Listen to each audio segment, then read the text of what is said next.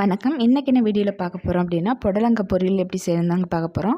வாங்க வீடியோக்குள்ளே போகலாம். வீடியோக்குள்ளே போகிறதுக்கு முன்னாடி இதுவரை நம்ம செல்லை சப்ஸ்கிரைப் பண்ணாத சப்ஸ்கிரைப் பண்ணிவிடுங்க. பக்கத்தில் இருக்க பெல் ஐக்கானையும் கிளிக் பண்ணிவிடுங்க. அப்போ தான் நான் போகிற வீடியோ உங்களுக்கு நோட்டிஃபிகேஷன்லேயே உடனே வரும். இதுக்கு வந்து நான் 1/2 கிலோ புடலங்காய் வந்து கட் பண்ணி எடுத்து வச்சுருக்கேன்.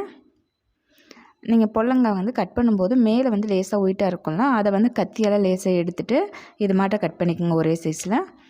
நான் 10 சாம்பார் வெங்காயம், 4 பச்சை மிளகாய். நீங்கள் பெரிய வெங்காயம் இருந்தால் ஒரு மீடியம் சைஸில் ஒரு பெரிய வெங்காயம் சேர்த்துக்குங்க. இப்போ ஃபேன் வச்சுருக்கேன். ஃபேன் நல்லா சூடாகட்டும். கொஞ்சமாக ஆயில் சேர்த்துக்குங்க. புடலங்காய் பொரியலுக்கு ஆயில் ரொம்ப சேர்க்கக்கூடாது. ஆயில் நல்லா சூடானதும் கொஞ்சமாக கடுகு பொரிஞ்சதும் இது கூட வந்து 1 ஸ்பூன் அளவுக்கு உளுந்தம்பருப்பு. இது கூடவே வந்து ஒரு 2 ஸ்பூன் இல்லை 2.5 ஸ்பூன் அளவுக்கு கடலைப்பருப்பு சேர்த்துக்குங்க. இப்போ கரண்டி வச்சு லேசாக கிண்டி விடுங்க. கொஞ்சம் கலர் நல்லா மாறட்டும். கருகிடாமல் ஸ்டவ்வை வந்து மீடியமில் இல்லை லோவில் வச்சுக்கோங்க.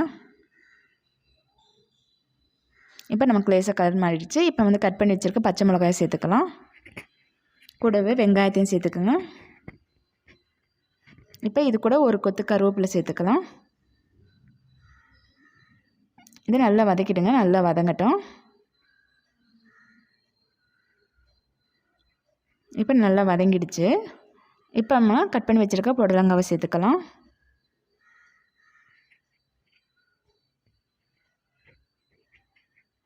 இப்போ இந்த புடலங்காய்க்கு தேவையான உப்பு.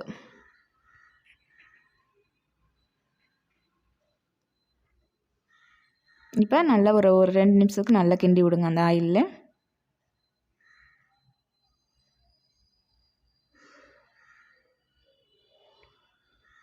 இப்போ இதை மூடி வச்சிடலாம்.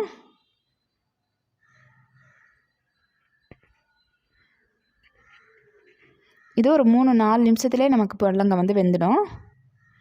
இப்போ நமக்கு புடலங்காய் நல்லா வெந்துடுச்சு. இப்போ லேசாக தண்ணியாக இருந்ததா ஸ்டவ்வை வந்து ஹையில் வச்சு நல்லா கிண்டி விடுங்க.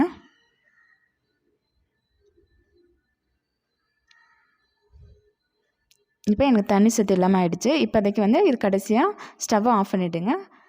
இது கூட 2 ஸ்பூன் அளவுக்கு நம்ம தேங்காய் பூ சேர்த்துக்கலாம்.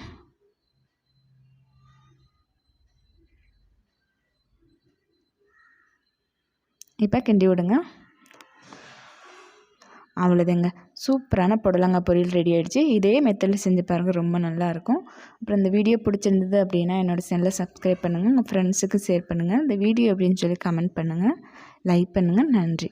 அடுத்த வீடியோவில் பார்க்கலாம்.